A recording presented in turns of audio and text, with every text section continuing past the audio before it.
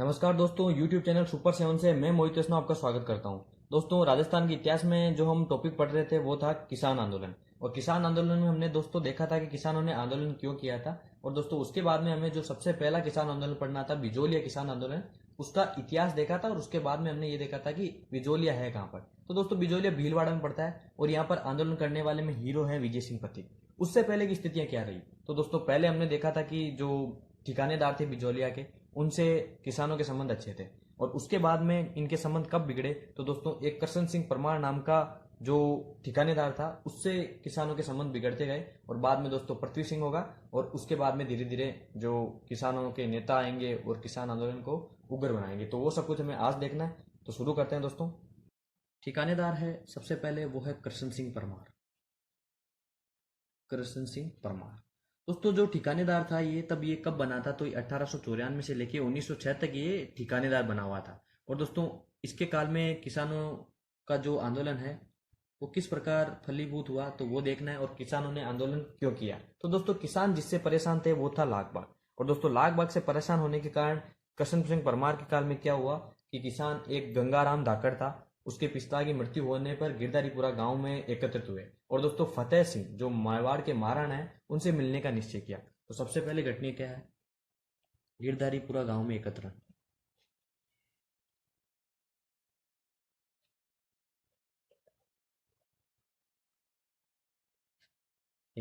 और दोस्तों कहाँ हुए, तो ये हुए जो गंगाराम धाकड़ है उसके घर पे। गंगाराम धाकड़, उसके पिता की मृत्यु हो जाती है, तो दोस्तों मौसर में जाए हुए रहते हैं किसान और वहां पर दोस्तों एकत्रित होते हैं। अब क्या होता है कि ये क्या निश्चय करते हैं कि महाराणा फतेह सिंह से मिलेंगे और ये लाख बाग जो है उसके बारे में बात करेंगे। तो फतेह सिंह से मिलने का निश्चय करते हैं। तो सब लोग जाते नहीं है, तो दोस्तों दो अपने नेतृत्वकर्ता भेजते हैं। एक का नाम रहता है नानजी पटेल, नानजी पटेल। और एक का नाम रहता है, वो रहता है ठाकरी पटेल, ठाकरे पटेल। ये दोनों महाराणा से मिलने जाते हैं, परंतु दोस्तों पहले तो ये मिल नहीं पाते हैं और बाद में दोस्तों महाराणा फतेह सिंह से मिलते भी हैं तो इनकी जो लाख बाग की जो मांग है, उनको कम करने की मांग है, उन पे कोई निस्तारा नहीं हो पाता। इसके बाद में क्या होता है दोस्तों, जो कृष्ण सिंह है वो 1903 में एक कर और लगा देता है, उसका नाम रहता है चौरी कर। ये चौरी कर क्या है, तो चौरी कर में क्या होता है दोस्तों कि जब किसी किसान की पुत्री का जब विवाह होगा तो एक कर देना पड़ता था किसान को, ठेकानेदार को। किसान को ठिकानेदार को एक कर देना पड़ता था, उसका नाम था चौरी कर। और दोस्तों चौरी कर इस समय जो करशन सिंह परमार ने लगाया था वो था 5 रुपए। 5 रुपए। अब दोस्तों किसानों के लिए ये बड़ी रकम थी, तो करशन सिंह परमार के इस फैसले से किसान नाराज हो गए और उन्होंने अपनी पुत्रियों का विवाह करना ही बंद कर दिया। तो 2 वर्ष तक उन्होंने पुत्रियों का विवाह नहीं किया। परंतु दोस्तों पुत्रियां भी बड़ी हो रही थी, तब किसानों को परेशानी हुई। अब वो करशन सिंह से मिलने गए, तो करशन सिंह से मिलने गए तो करशन सिंह ने ये जवाब दिया कि तुम अपनी पुत्रियों को बेचकर भी मुझे चौरी कर दो। यानी उसकी मांग वहीं जायज रही और किसानों को जो चौरी करता वो देना ही पड़ा। अब हुआ क्या, इसके विरोध में और किसान खड़े हो गए और उन्होंने अक्षय तृतीया यानी आका तीज को कोई हल नहीं चलाया। और उसके साथ में कृष्ण सिंह को झुकना पड़ा और चौरी कर को कहीं कहीं समाप्त करना पड़ा और कुछ कई जगह रखाना पड़ा। तो ये सब कुछ हुआ दोस्तों करशन सिंह के काल में। अब इसके बाद में दोस्तों एक ठिकानेदार बनता है, जो करशन सिंह की मृत्यु हो जाती है तब इसके बाद में जो ठिकानेदार बनता है वो बनता है पृथ्वी सिंह। पृथ्वी सिंह, अब दोस्तों पृथ्वी सिंह के काल में और उग्र हो जाता है ये किसान आंदोलन। क्या हुआ दोस्तों पृथ्वी सिंह, और ये भी दोस्तों है पृथ्वी सिंह परमार। ये कब से कब तक रहता है, ये रहता है 1906 से लेके 1914 तक। और पृथ्वी सिंह के काल में दोस्तों किसान आंदोलन और उग्र हो गया। हुआ क्या कि पृथ्वी सिंह ने दोस्तों एक कर लगाया था, वो था तलवार बंदाई कर। तलवार बंदाई कर, अब ये दोस्तों तलवार बंदाई कब लगाया था, ये 1906 में लगाया। दोस्तों जो तलवार बंदाई कर था वो इस प्रकार का कर था, जैसे ठिकानेदार के मृत्यु के बाद में या ठिकानेदार की बदली के बाद में जो अगला ठिकानेदार होता था वो जो महाराणा होते थे उनको एक टैक्स देता था और उस कर को कहा जाता था तलवार बंदाई कर। परंतु दोस्तों ये इससे पहले की घटनाओं में देखा जाता था कि ठिकानेदार के बाद जो अगला ठिकानेदार ही उस टैक्स को महाराणा को देता था। परंतु यहाँ पे पृथ्वी सिंह परमार ने क्या किया, जो तलवार बंदाई कर था वो भी किसानों पे लाद दिया। और इस कर का जो विरोध करने आए थे, जो सबसे पहले आए थे वो आए थे ब्रह्मानंद, साधु सीताराम दास, फतेह करण चारण। तो दोस्तों कौन कौन आए इसका विरोध करने के लिए, ब्रह्मदेव, साधु सीताराम दास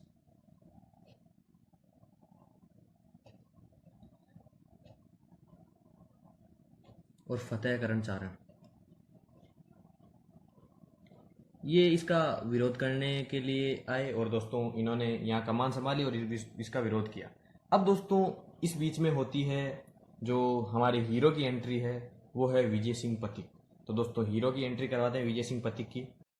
विजय सिंह पथिक।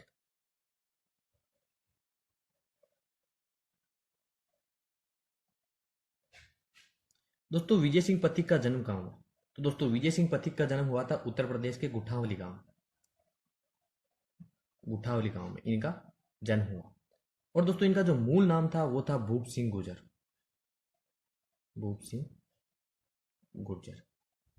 दोस्तों जो विजय सिंह पथिक है वो सचिंद्र नाथ छान्याल और रास बिहारी बोस के साथ में क्रांतिकारी बने। और दोस्तों उनके द्वारा सशस्त्र क्रांति का जो प्लानिंग थी उसमें भी विजय सिंह पथिक का योगदान था। और दोस्तों इनको जो जिम्मा दिया गया था वो था अजमेर और ब्यावर, इसमें सशस्त्र क्रांति का इनको जिम्मा दिया गया था, ब्यावर। और यहाँ पर दोस्तों जो बड़ा क्रांतिकारी था वो था गोपाल सिंह खरवा। खरवा के थे दोस्तों, गोपाल सिंह खरवा। तो दोस्तों अजमेर और ब्यावर में जो सशस्त्र क्रांति का जिम्मा था वो गोपाल सिंह खरवा, और उनके साथ में उनका मददगार कौन थे? विजय सिंह पथिक, जो भूप सिंह गुर्जर थे, विजय सिंह पथिक। ये दोस्तों जिम्मा संभाले हुए थे अजमेर और ब्यावर में सशस्त्र क्रांति का। परंतु दोस्तों इस सशस्त्र क्रांति का भेद खुल गया और अंग्रेजों को इस क्रांति के बारे में पता चल गया। तब दोस्तों उन्होंने जो गोपाल सिंह खरवा है और विजय सिंह पथिक है उनको गिरफ्तार कर लिया और उनको टोडगढ़ जो दुर्ग है उसमें नजरबंद कर दिया। परंतु दोस्तों उसके बाद में गोपाल सिंह खरवा तो भागने में सफल नहीं रहते और विजय सिंह पथिक वहां से भाग जाते हैं। और दोस्तों विजय सिंह पथिक वहां से भागने के बाद में क्या करते हैं तो उसके बारे में जानते हैं।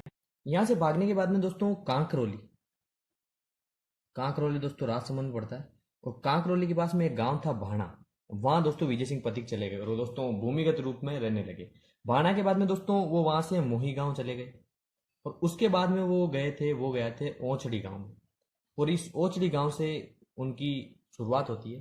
दोस्तों ओछड़ी गांव में हरिभाई किंकर नाम के एक विद्वान थे, उनके द्वारा विद्या प्रचारणी सभा का संचालन किया जाता था। तो ओछड़ी गांव में कौन थे? हरिभाई किंकर, हरिभाई किंकर। और इनके द्वारा कौन सा सभा चलाई जाती थी? विद्या प्रचारणी सभा। और दोस्तों इसके कई सारे जो कार्यालय थे वो खुले हुए थे।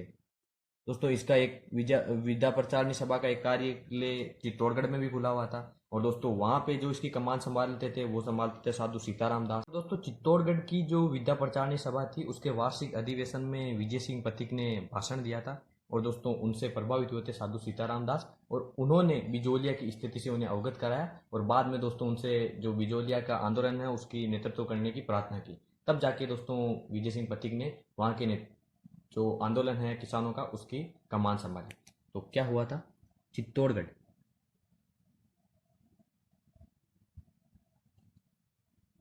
विद्या प्रचारणी सभा। इसमें कौन कौन मिले थे? साधु सीताराम दास,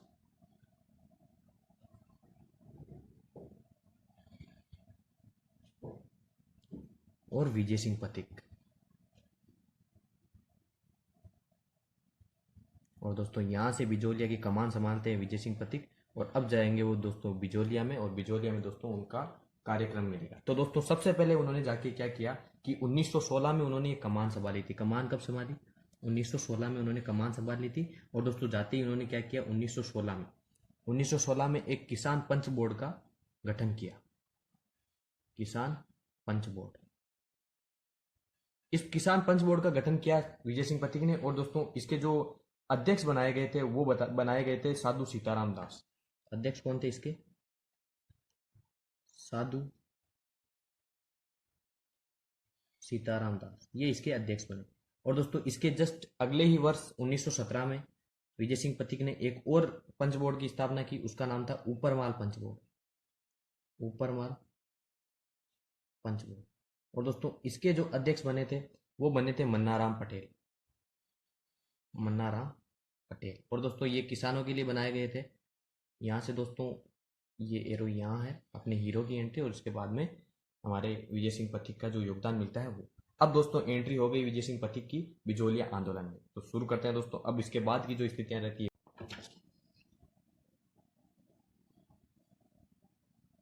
दोस्तों किसानों के लिए जो ये पंच बोर्डा का निर्माण हुआ था, तब दोस्तों मेवाड़ की सरकार को लगा कि जो विजय सिंह पथिक है और ये साधु सीताराम दास है, ये उनके विरुद्ध जा रहे हैं और दोस्तों किसानों को उनके विरुद्ध भड़का रहे हैं। तो दोस्तों मेवाड़ की सरकार ने विजय सिंह पथिक के खिलाफ वारंट जारी कर दिया और दोस्तों यहाँ से विजय सिंह पथिक उमा जी का खेड़ा गांव,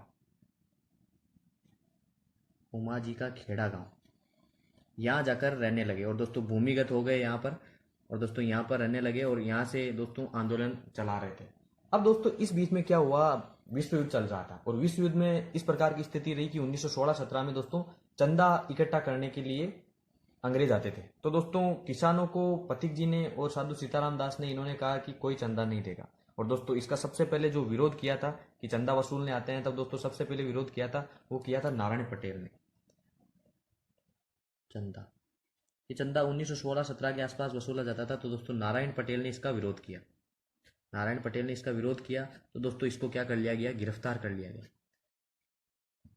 इसको गिरफ्तार कर लिया गया। साधु सीताराम दास और एक प्रेमचंद भील थे, उन्होंने भी दोस्तों इसका विरोध किया, तो दोस्तों इन पे राजद्रोह का मुकदमा लगाया गया और उनको भी गिरफ्तार कर लिया गया। कौन थे? साधु सीताराम दास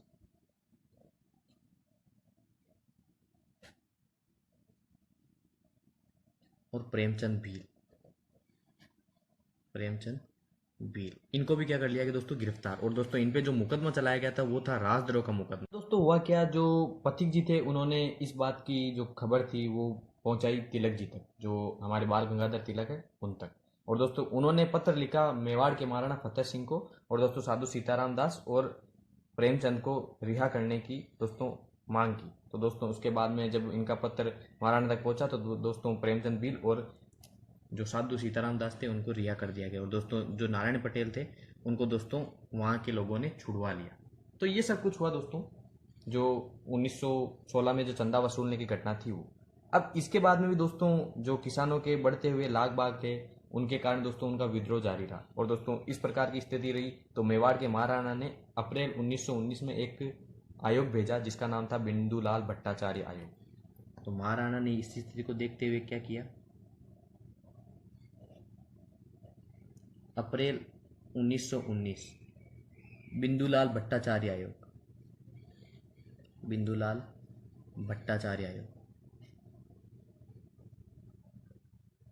यह आयोग भेजा। इस आयोग ने दोस्तों जो किसानों की शिकायतें थी उनको सही पाया और दोस्तों उनके ऊपर जो लाग बाग लग रहे थे, बेगार लग रहा था, उनको समाप्त करने की मांग की। परंतु दोस्तों यहाँ पर कोई इन पर कार्यवाही नहीं हुई और दोस्तों इनकी सिफारिशों को नहीं माना गया। तो एक आयोग यहाँ पर असफल हो गया, यहाँ पे नहीं माने जाने के कारण दोस्तों ये असफल हो गया। और इसके बीच में दोस्तों एक छोटे हीरो हैं हमारे माणिक्यलाल वर्मा, उनकी भी एंट्री हो जाती है। अब दोस्तों माणिक्यलाल वर्मा की एंट्री,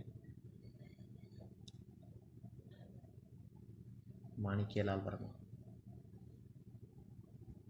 दोस्तों माणिक्यलाल वर्मा मेवाड़ में नौकरी करते थे, मेवाड़ में नौकरी करते थे और दोस्तों उन्होंने विजय सिंह पथिक के इस आंदोलन के बारे में जाना। तो दोस्तों उन्होंने विजय सिंह पथिक से मुलाकात की और दोस्तों उनसे मुलाकात करने के बाद उन्होंने आजीवन देश सेवा की शपथ ली। तो दोस्तों इनकी मुलाकात किससे हुई, विजय सिंह पथिक से, विजय सिंह पथिक से। और दोस्तों इन्होंने आजीवन देश सेवा की शपथ खाई। अब दोस्तों इनके द्वारा एक लिखा गया गीत है पंछीड़ा, जो दोस्तों इस समय बहुत फेमस हुआ। तो वो भी ये ध्यान रखिएगा कि पंछीड़ा गीत है वो किसका लिखा हुआ है, माणिक्यलाल वर्मा का। और दोस्तों ये प्रत्येक किसान की जुबान पे था उस समय। अब दोस्तों इसके बीच में होता है अखबारों का रोल, कि जो अखबार थे उनका किस प्रकार इस आंदोलन को उग्र करने में रोल मिलता है। तो सबसे पहले दोस्तों जो बिजोलिया के कमांडर थे, यानी बिजोलिया का आंदोलन चला रहे थे, वो थे विजय सिंह पथिक। और दोस्तों उनके एक मुंह बोले भाई बने हुए थे, वो थे कानपुर के अखबार चलाने वाले गणेश शंकर विद्यार्थी। और दोस्तों उनके अखबार का नाम था, वो था प्रताप। तो दोस्तों सबसे पहले जो इस बिजोलिया की घटना की खबर छापी थी वो छापी थी प्रताप नामक अखबार ने। और प्रताप कौन चलाता था, तो चलाता था गणेश शंकर विद्यार्थी, गणेश शंकर विद्यार्थी। और दोस्तों ये किसके भाई बने हुए थे, तो ये विजय सिंह पथिक के भाई बने हुए थे, विजय सिंह पथिक। और दोस्तों इन्हीं के कहने पर उन्होंने खबर छापी और दोस्तों इस आंदोलन को राष्ट्रीय स्तर पर फेमस किया। अब दोस्तों जब बिजोलिया का आंदोलन राष्ट्रीय स्तर पर फेमस हो गया तो दोस्तों महात्मा गांधी ने बिजोलिया की स्थिति को अवगत कराने के लिए विजय सिंह पथिक को दिल्ली अधिवेशन 1918 के दिल्ली अधिवेशन में दोस्तों आमंत्रित किया। परंतु दोस्तों उस समय उनकी मुलाकात हो नहीं पाई। और दोस्तों इसके बाद में हो गया 1919 में जलियांवाला बाग कांड, जो दोस्तों अमृतसर में हुआ था। और दोस्तों जो अगला अधिवेशन था कांग्रेस का वो अमृतसर में होना था। और दोस्तों इस बार जब विजय सिंह पथिक गए थे तो दोस्तों जो बिजोलिया का प्रस्ताव था वो उन्होंने गांधी जी के सामने रखा। और दोस्तों उनका प्रस्ताव रखने वाले थे वो थे तिलक जी, जो बाल गंगाधर तिलक है वो। अब दोस्तों महात्मा गांधी ने यह कहकर उस प्रस्ताव को लौटा दिया कि मदन मोहन मालवीय को वो भेजेंगे और तय करवा देंगे। तो दोस्तों इस प्रकार की स्थिति रही। और इस बीच में दोस्तों गांधी जी से प्रेरणा लेकर जो विजय सिंह पथिक थे उन्होंने राजस्थान सेवा संघ की स्थापना की। वर्धा नामक स्थान है दोस्तों महाराष्ट्र में, वहां पर तो वर्धा में हुई राजस्थान सेवा संघ, राजस्थान सेवा संघ की स्थापना। ये दोस्तों गांधी जी की प्रेरणा से हुई। और दोस्तों इस सेवा संघ की स्थापना करने वाले कौन थे? विजय सिंह पथिक, विजय सिंह पथिक। और दोस्तों यहां से जो अखबार निकलता था वो था राजस्थान केसरी, राजस्थान केसरी ये अखबार निकलता था। और दोस्तों इसके जो संपादक थे वो संपादक थे पथिक जी।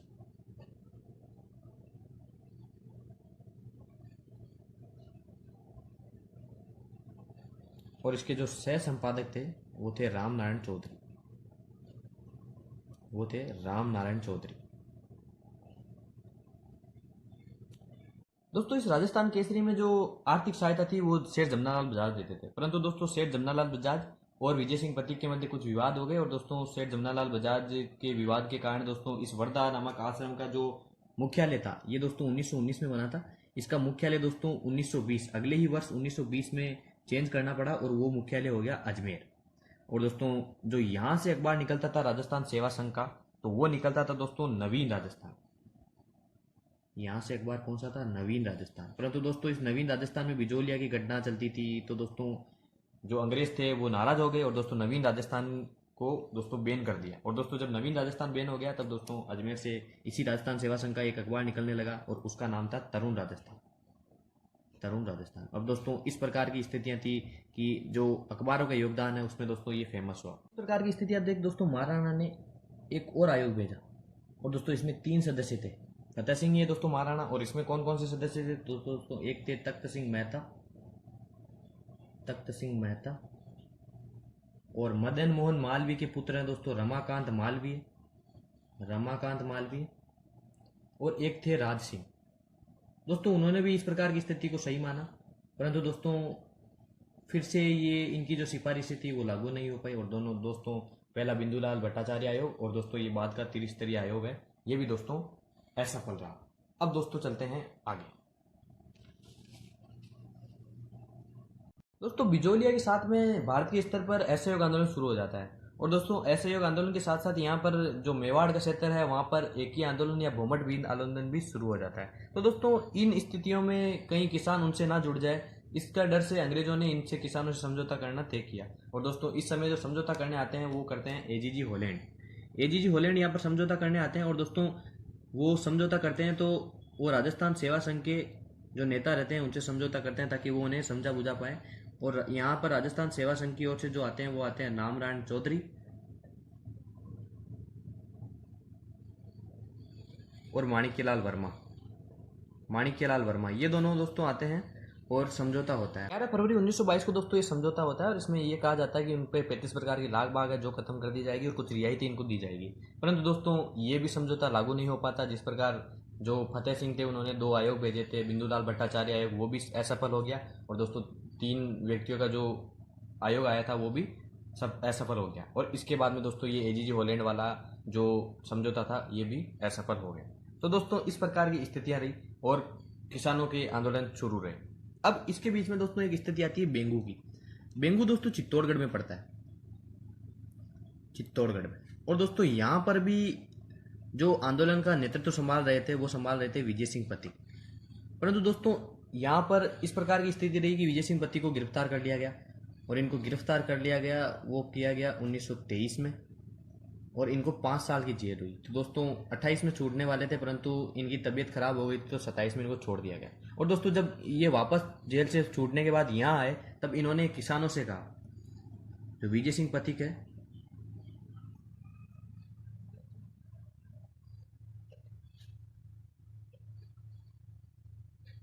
कि जो लाग बाग लग रहे हैं उनके आधार पे अगर वो अपनी ज़मीन को ठिकानेदार को वापस लौटा दे, वहाँ पर खेती ना करे तो लाग बाग देना ही नहीं पड़ेगा। तो इस प्रकार की स्थिति रहे और कोई व्यक्ति उनको आकर ले नहीं तो मजबूरन ठिकानेदार को झुकना पड़ेगा। इस प्रकार का किसानों को कहते हैं विजय सिंह पथिक, और किसान भी उनकी बातों में आते हैं और अपनी ज़मीन को ठिकानेदार को दे देते हैं। ठिकानेदार को देने पर उनको लाग बाग देना नहीं पड़ेगा।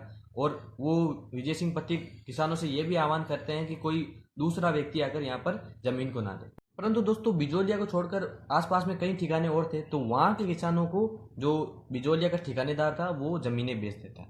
और दोस्तों अब किसान नाराज़ हो जाते हैं, उनको अपनी ज़मीनें चाहिए होती है, और विजय सिंह पथिक दोस्तों ये जो कदम उठाते हैं वो गलत पड़ जाता है। वो सोचते हैं कि ठिकानेदार उनको बेचेगा नहीं तो मजबूरन उसको लाग बाग कम करना पड़ेगा और उन्हीं किसानों को वापस देना पड़ेगा। तो इस प्रकार की स्थिति रहती है कि किसान नाराज हो जाते हैं, उनकी ज़मीन भी चली जाती है और विजय सिंह पथिक का ये कदम गलत पड़ जाता है। अब दोस्तों ये सारा दोष विजय सिंह पथिक के माथे मर दिया जाता है, दोषी हो जाते हैं दोस्तों ये।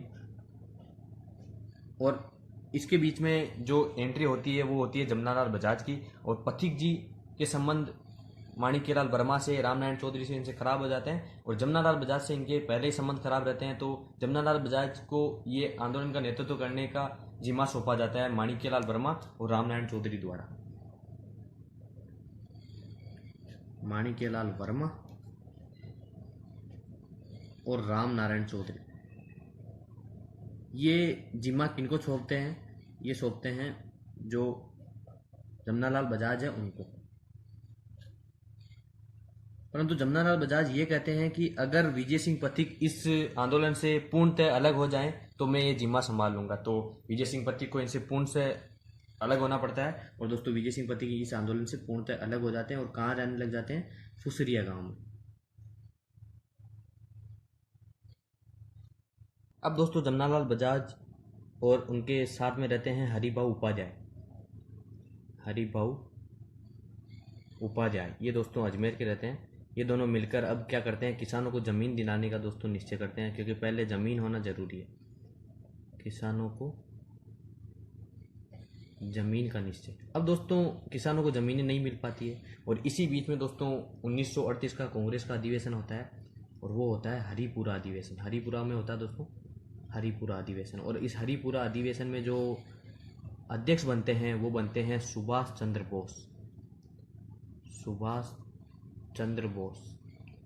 और दोस्तों सुभाष चंद्र बोस इसमें जो रियासतें होती हैं उसमें भी आंदोलन चलाने का निश्चय करवाते हैं, और दोस्तों यहाँ पर प्रजा मंडल की जो मांग रहती है, प्रजा परिषद की मांग रहती है, उनकी अनुमति दे देते हैं।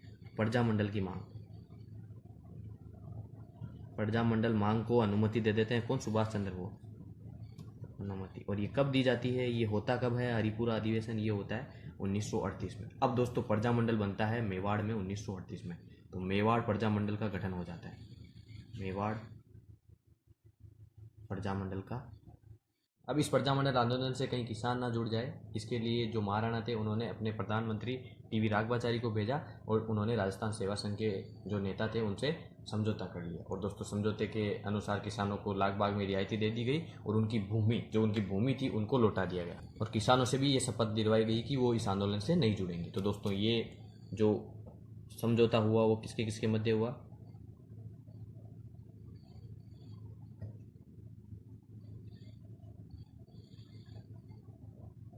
और राजस्थान सेवा संघ, इनके मध्य ये समझौता हो जाता है। इससे रियायतें दे दी जाती है और किसानों को भूमि लौटा दी जाती है। किसानों को भूमि लौटा दी गई।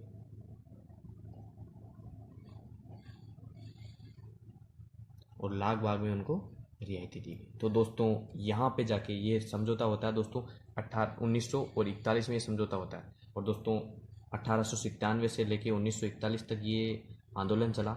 44 वर्षों तक ये आंदोलन चला, परंतु दोस्तों इसमें कोई भी हिंसक घटना नहीं हुई। तो 44 वर्षों तक ये आंदोलन चलने के कारण और अहिंसक होने के कारण सबसे सफल किसान आंदोलन माना जाता है इसको। तो ये क्या हुआ? सफल, क्योंकि किसानों की जो मांगे थी वो मनवा ली गई।